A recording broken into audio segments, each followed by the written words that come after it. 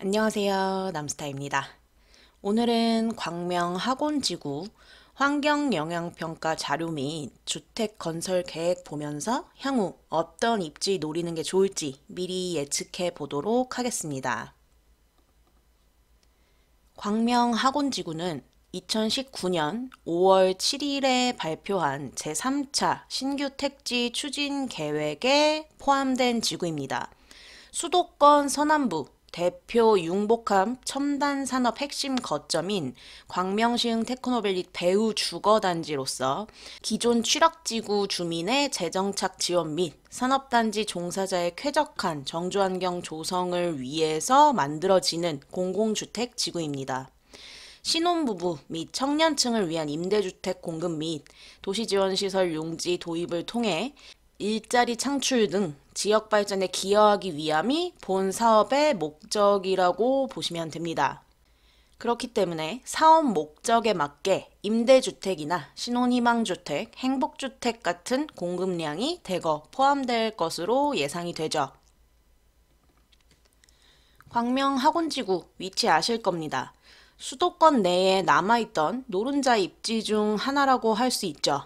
KTX 광명역, 그리고 평택 파주고속도로, 서해안고속도로, 수도권 제1순환선 등과 인접해 있고 추후에 이제 광명서울고속도로도 개통될 예정입니다. 그리고 2024년 개통 예정인 신안산선, 신설역인 학원역이 학원지구 내에 신설될 계획입니다. 광명학원지구 인근에 위치하는 산업단지가 굉장히 많습니다. 광명시흥 일반산단, 광명시흥 도시첨단산단, 광명육통단지, 매화 일반산단. 그렇기 때문에 이러한 산업단지들의 배후 도시로서 조성이 될 예정입니다. 쉽게 말해서 학원지구는 주변 배후 수요가 탄탄할 수밖에 없는 곳인 거죠. 이렇듯 대규모 일자리가 조성되는 곳에는요, 배후 도시 조성합니다. 그렇기 때문에 향후에 도시로 개발될 수 있는 곳들을 예측할 수 있는 거고, 대규모 일자리 생기는 곳들, 호재 있는 곳들, 그런 지역에 투자를 하는 겁니다. 교통 플러스 일자리는 뭐다? 도시죠. 공식이라고 말씀드렸습니다. 광명학원지구도 결국 신안산선이라는 새로운 교통축, 교통망의 신설역인 학원역을 품고 있고, 그리고 주변에 많은 대규모 산업단지, 교통, 일자리라는 조건이 갖춰지니 배후 도시가 만들어지는 겁니다. 어디든 똑같습니다. 투자처는 그렇게 찾으셔야 하겠죠. 사업 내용 보겠습니다. 광명학원지구는요, 약 20.7만 평 규모의 1,795인을 수용할 수 있고 5,007호의 주택이 건설될 예정입니다. 2026년까지 준공 목표로 하고 있고요. 공원 및 녹지 23.1% 비율 정도 됩니다. 향후 계획을 보면 올해 12월에 지구계획 승인이 예정되어 있고요. 내년 6월에 착공이 계획되어 있습니다. 물론 이건 계획이기 때문에 조금 더 늦춰지거나 변경될 가능성이 충분히 있겠죠. 그리고 아직 광명학원지구 분양 시기 관련 언급된 내용이 없기 때문에 언제 분양하나요? 같은 질문은 따로 받지 않겠습니다. 2023년 4년 정도 돼야 순차적으로 분양이 시작되지 않을까 예상됩니다. 분양까지 아직 기간이 좀 더 필요한 곳이기 때문에 광명학원지구 노리실 분들은 미리미리 광명으로 주소지 변경하시던지 준비를 하시면 될 것 같습니다. 광명학원지구의 토지 이용 계획도입니다. 도시 중심에 공원이 자리하고 있습니다. 요즘 신도시 트렌드 뭔가요? 친환경이죠. 해당 공원은요, 바로 신안산선 학원역을 중심으로 한 역세권 공원입니다. 학원지구의 교통시설 계획도인데요. 보시다시피 신안산선 라인이 이렇게 지나갑니다. 그래서 이 라인을 따라서 공원이 계획됐는데 이 계획은 애초부터 있었던 겁니다. 작년 5월 25일에 국토부에서 고시한 보도 자료에 나왔던 내용에 의하면 광명학원지구를 신안산선 신설 역사를 중심으로 한 역세권 공원을 조성하겠다 하면서 신안산선 신설 역사 중심의 역세권 공원, 그리고 중앙공원, 그리고 서독산을 연계한 녹지축을 조성해서 쾌적하게 도심환경을 조성할 계획입니다 라고 나왔었는데 그 계획 그대로 토지 이용 계획도에 반영이 됐다고 보시면 됩니다. 조감도에서도 정확하게 나와 있죠. 신설 역사 신안산선 라인 따라서 공원들이 이렇게 조성되어 있는 모습입니다. 신안산선 같은 경우에는 지상으로 다니는 철도가 아니죠. 지하로 다니는 철도이기 때문에 소음 걱정하실 일도 없고 굉장히 환경이 쾌적할 것으로 예상됩니다. 그리고 광명학원지구 내에는요, 소하천 등이 없었습니다. 그렇기 때문에 따로 하천정비나 수변공원이 계획되지는 않았습니다.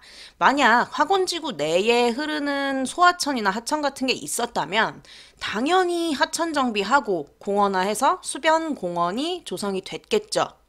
어떤 신도시 개발이든 간에 그 구역 내에 하천이 흐르면 모두 하천 정비하고 공원화 시키는 게 추세입니다. 이제 가장 궁금하실 주택 건설 계획 보겠습니다. 총 5,007세대가 계획되어 있고요. 입지별로 이렇게 계획이 나와 있습니다. 보시면 학원역이 여기에 이제 입지를 하게 될 거고요. 학원역 초역세권에 상업용지 그리고 주상복합 용지들이 계획이 됐습니다. 부천 종합운동장 역세권이나 부천 역곡지구 입지 관련 설명 보셨다면 아시겠지만 다 마찬가지죠. 초역세권 대장 입지에는 모두 이렇게 주상복합들이 계획이 되고 있습니다. 학원지구 내의 주상복합은 총 737세대에 계획되어 있는데 이 중에서 60에서 85제곱미터 이하 평수가 405세대, 그리고 85제곱미터 초과 평수가 332세대에 계획되어 있습니다. 즉 332세대 중에 추첨제 물량이 있겠죠.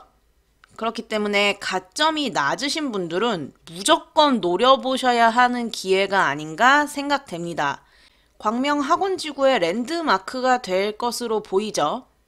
근데 사실 학원지구 같은 경우는요, 면적이 그렇게 넓지가 않아서 어떤 입지든 다 역에서 도보권이라고 할 수 있습니다. 보시면 역 있는 쪽에서 이 끝까지 해도 도보 9분 정도고요. 또 이쪽 끝까지 해도 도보 7분 정도, 그리고 맞은편 이런 입지까지 해도 도보 8분 정도밖에 안 됩니다. 어느 입지든 간에 대부분 도보 10분권 이내에 역까지 도달할 수가 있는 곳이죠. 그렇기 때문에 역에서 조금 더 가깝다, 조금 더 멀다 정도의 차이지 도보역세권이 아니라서 단지 가치가 떨어지고 할 곳은 거의 없다고 보시면 됩니다. 그렇기 때문에 공원이나 학교, 상가 이런 시설들이 가까운 곳들의 수요가 더 많을 것으로 보입니다. 다음으로 단독주택이 89세대 계획되어 있습니다. 지구 내에 이렇게 곳곳에 단독주택 용지가 분포를 하고 있습니다.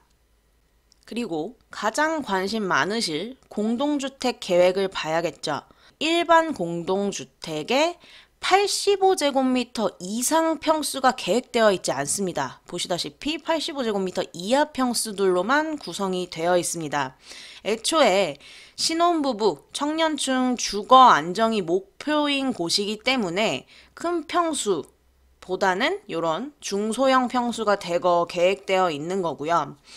큰 평수가 없기 때문에 추첨제 물량 자체가 없을 겁니다. 그래서 가점 낮으신 분들은 접근하기 조금 어려울 것으로 보이고요. 아마 임대주택, 행복주택 같은 공공주택 물량도 상당히 포함되지 않을까 예상이 됩니다. 60제곱미터 이하 공동주택이 3,480세대, 그리고 60에서 85제곱미터 이하 평수가 701세대 계획되어 있습니다. 주택 건설 계획도 보시면요. 전용 60제곱미터 이하로만 구성되는 단지가 바로 여기입니다. 빗금 쳐져 있는 곳들. 그래서 토지 이용 계획도에서 보시면 요 새 입지는 60제곱미터 이하 평수로만 공동주택이 계획이 되어 있고요. 보시면 중간중간 이렇게 상가, 상업시설들, 근생시설 들어가 있고 따로 학교 용지가 계획되어 있진 않습니다. 그리고 규모 혼합 공동주택 단지가 들어설 곳이 바로 해당 입지입니다. 규모 혼합 단지로 예정된 입지는요. 유치원은 뿐만 아니라 학교 용지가 2개 예정이 되어 있습니다. 그래서 인기가 많을 것으로 보이죠. 역도 가깝고요. 상업지도 가깝고 그리고 주변에 이런 근생 시설들이 또 추가로 계속 있기 때문에 인프라가 굉장히 좋아 보이죠. 공동주택 단지 내에서는 가장 좋은 입지들이 나올 곳이 아닌가 예측이 됩니다.